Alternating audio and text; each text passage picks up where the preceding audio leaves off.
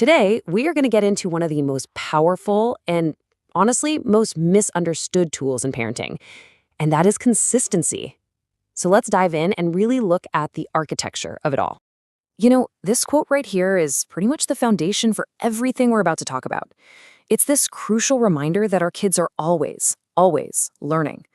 But it's not from our lectures. Nope, it's from our actions. They're like these little silent observers, just constantly gathering data on how their world really works. So yeah, let's start with that fundamental idea. Our kids are learning by watching. Think about it. They are the most dedicated researchers living in our homes, right? They're conducting this long-term study on us, their primary subjects, trying to figure out the real rules of the game. So what exactly are they looking for in this research of theirs? Well, it's so much more than just our words. They're analyzing our tone, our body language, our follow-through, and they are paying very close attention to one thing in particular: what happens right after we say the word no. And this is where it all gets really interesting. Because when a child's research uncovers a loophole in the family system, they don't just become defiant. No, something else happens. They become expert negotiators. Because they've learned that no doesn't always mean no. Sometimes it just means maybe.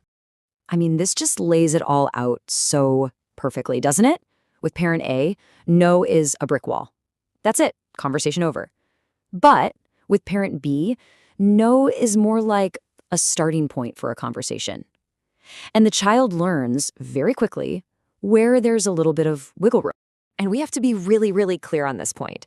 This isn't about love. It's not about who the child likes more. It's a purely logical decision on their part. The child is simply following the path of least resistance to get what they want. It's just smart strategy.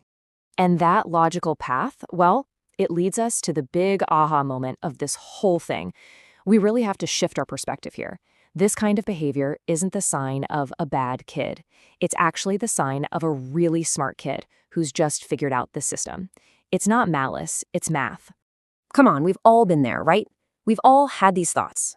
In the heat of the moment, when you're frustrated, it is so easy to feel like our child is doing this on purpose just to push our buttons. You start asking yourself, are they being manipulative? Are they being disrespectful? It can really feel that way. But here's the thing, when you strip it all away, it's not that complicated. It is simply a learned behavior. If a child is learned over and over again that persistence actually pays off, well, why on earth would they stop trying? Any behavior that gets reinforced is going to get repeated. It's really that simple. And let's just be honest with ourselves for a second. Parenting is exhausting.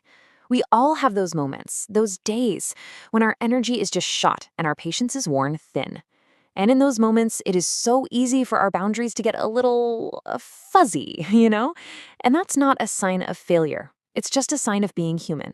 This quote, man, it just cuts right to the heart of it. See, it's not the boundaries themselves that cause the problem. Kids can handle a firm no. They really can. What they can't handle, what creates all the confusion, is a no that might, just might, turn into a yes. Okay, so how do we fix this? What do we do? Well, the source material offers up this really simple but powerful solution. It's called the Daily Upgrade, and it's all about a commitment to holding the line and doing it together. This right here, this is your new mantra. It's not about one person having to be the bad cop. Not at all. It's about being a team. It's about showing up as a united front, creating that sense of predictability and security your child craves. Hold the line together. So what does this actually look like in practice? You might be thinking it sounds complicated, but it's really not. It all boils down to two things. Two calm adults who stand together. That's it. When you can do those two things, you create this incredible force for positive change in your family. So finally, let's talk about why this all matters so much. What's the ultimate goal here?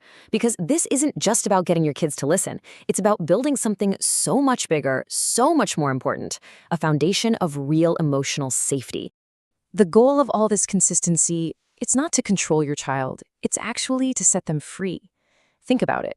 When a child knows what to expect, when the rules are clear and the boundaries are firm and predictable, they can finally relax. They can explore. They can just be themselves. And that is the true gift of emotional safety. So I'll leave you with this one question to really think about. What is your parenting architecture teaching? Is it teaching that the world is chaotic and confusing? Or is it teaching that the world is a place of safety and security? The choice really is yours.